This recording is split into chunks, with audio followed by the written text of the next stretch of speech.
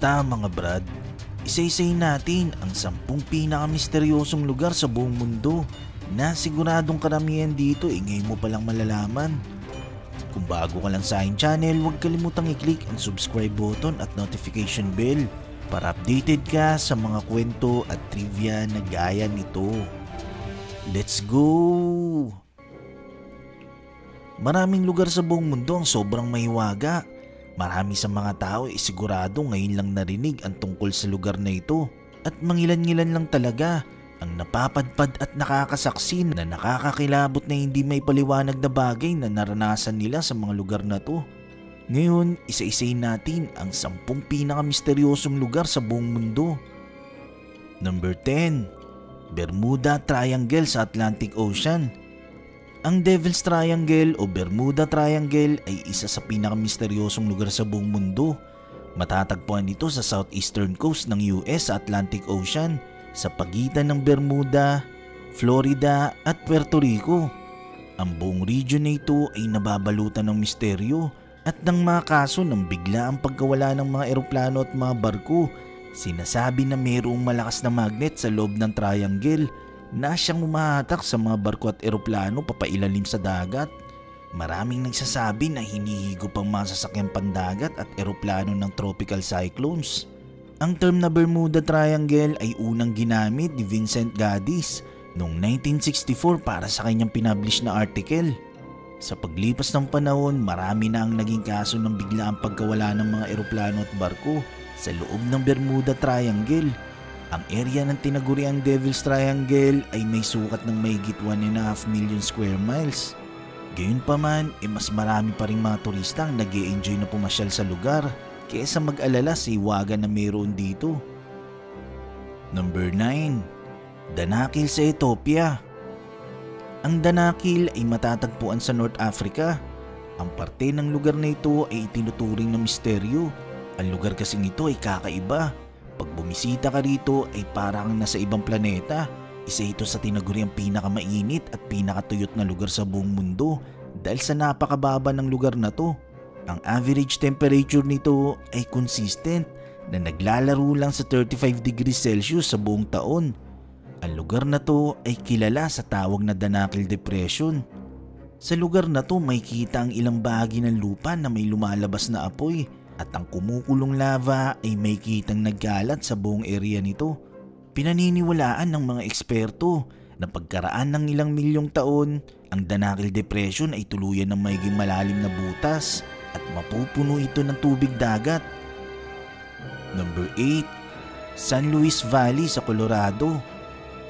Ang San Luis Valley ay matatagpuan sa US state ng Colorado at nag-e-extend sa parte ng New Mexico. May sukat ang area nito na 8,000 square miles na kung saan ang valley nito ay may sukat na 196 kilometers ang haba at 119 kilometers ang lapad. Sa lugar na to maraming namataan ng mga kakaibang bagay, kabilang na ang insidente ng mga patay na hayop. Pero ang kakaiba dito, maraming parte sa katawan ng hayop ang nawawala. May kitang sugat pero wala kang makitang ni isang gapatak na dugo. Maraming nagsasabi na alien ang nasa likod ng lahat ng to. Ayon sa isang saksi na si Judy Mesolin, mula taong 2000 ay nasa halos 50 pirasong UFO na ang namataan niya na lumanding sa lugar. Gayunpaman, may alien man o wala, ang insidenteng ito ay hanggang ngayon nananatili pa ring misteryo. Number 7. Bangalore Fort sa India. Ang Bangalore Fort ay matatagpuan sa Rajasthan, India na itinayo pa noong 16th century. Itinayo ito ni Bhagwant Das para sa kanyang bunsong anak na si Madho Singh. Ang fort na ito ay talagang na-preserve ng Archaeological Survey ng India. Sinasabi ng itaas na bahagi ng fort ay may mararamdaman kang mga kaluluwa. Mararamdaman daw dito ang mga kaluluwa ni na Prinsesa Ratnavati at ng isang mangkukulam. Ang prinsesang ito ay pinaniniwala ang sinumpa ng mangkukulam na ikinulong niya. Mararamdaman daw dito ang kaluluwa ni Prinsesa Ratnavati. Naging bahagi na sa India ang kwento na noong namatay ang mangkukulam, sa taon ding yun, dun din nagsimulang sumiklab ang digmaan sa pagitan ng Bangar at Ajabgar na kinamatay ng prinsesa. Kaya pinaniniwalaan na pinamumugaran daw ng mga kaluluwa ang lugar na ito. Number 6. Snake Island sa Brazil. Ang Ilha de Queimada Grande ay isang isla sa Brazil na mas kilala sa tawag na Snake Island. Ang islang ito ay matatagpuan sa Brazilian coast sa Atlantic Ocean. May kaliitan lang ang islang ito na halos nasa 43 hektarya lang ang laki. Isa ito sa pinakamisteryosong lugar sa buong mundo. Marami ang nagtataka kung papaanong napadpad at naipon sa islang ito ang milyon-milyong mga ahas. Karamihan sa mga ahas dito ay dito na pinanganak. At ayon sa pag-aaral, 5 ahas kada square meters ang naninirahan dito. Hindi lang ordinaryong ahas ang matatagpuan dito. Dahil halos lahat ng uri ng ahas sa isla ay ibinilang sa pinakamakamandag at nakamamatay na ahas sa buong mundo. Kaya sinasabi na kapag nakagat ka ng sino man sa alinmang ahas sa isla, sigurado na sa 10 to 15 minutes na lang nalalabi sa buhay mo. 90% ng lahat ng mga taong nakagat ng ahas sa Brazil ay nasasawi. Sa ngayon, ipinagbabawal na ng Brazilian Navy ang pagbisita ng sinuman sa nasabing isla. Kung nais niyong malaman ang kasaysayan ng Snake Island kung bakit nagtumpukan ng maraming ahas sa islang ito, panoorin niyo ang ginawa kong video tungkol dyan. Number 5. Suicide Forest sa Okigahara, Japan. Ang kagubatan ng Okigahara na matatagpuan sa paanan ng Mount Fuji sa Japan ay kilala sa buong mundo bilang Suicide Forest. Kada taon, daan-daang kataong napupunta sa lugar para tapusin ang kanilang sariling buhay. Marami nang natagpuang bangkay ang mga local police sa lugar. Gayunpaman, nananatili pa ring misteryo kung bakit marami nagpupunta sa kagubatang ito para tapusin ang kanilang sariling buhay. Ayon sa sinaunang alamat ng Japan, nagsimula raw ito nung maraming mga taong naligaw sa kagubatan dahil sa sobrang lawak nito na kalaunan ay ikinasuwi nilang lahat dahil sa pagkagutom. Pinaniniwalaan ng mga kaluluwa ng mga unang taong nasawi sa lugar ang siyang kumukuha sa mga bagong kaluluwa na napapadpad sa lugar. Ayon sa mga matatanda, ang nasa likod ng napakaraming insidenteng ito ay ang kakaibang puwersa na mayroon sa mga puno sa kagubatang ito na kapag naramdaman ng sino man, hindi nila kinakaya ang puwersang ito at ang nagiging paraan na lang nila para makatakas ay ang pagtapos sa kanilang sariling buhay. Number 4. Lake Hillier sa Australia.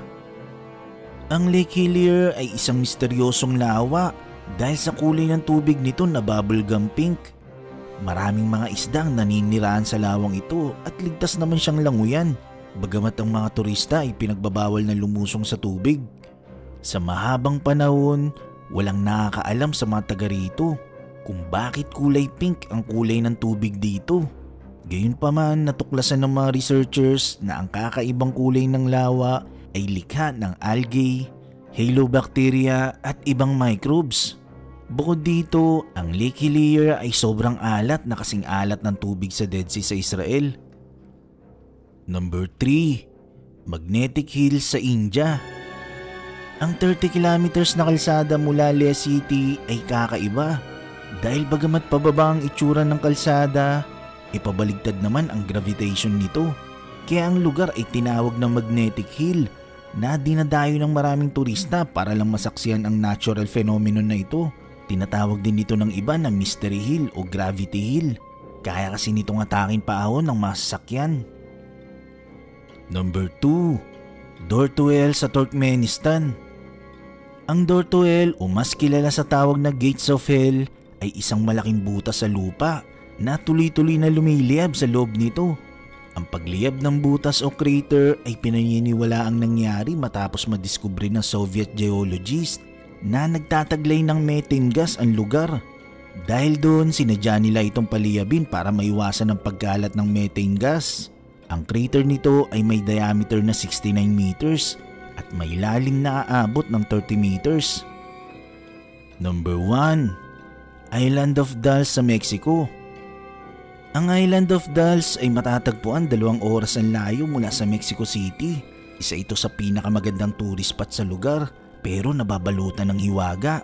Marami kasing mga turista ang natatakot Matapos makapunta sa lugar dahil sa napakaraming manikang nakasampay sa kung saan dito. Ang nasa likod ng kwento ng mga manikang ito ay si Don Julian Santana Barrera. Siya ang caretaker ng islang ito at matagal nang naninirahan sa lugar kasama ang kanyang asawa. Isang araw ay may natagpo ang bangkay na sanggol si Don Julian sa isang lawa. Napalutang-lutang na sobra niyang kinalungkot. Mula noon hindi na nawala sa isipan ni Don Julian ang batang sanggol.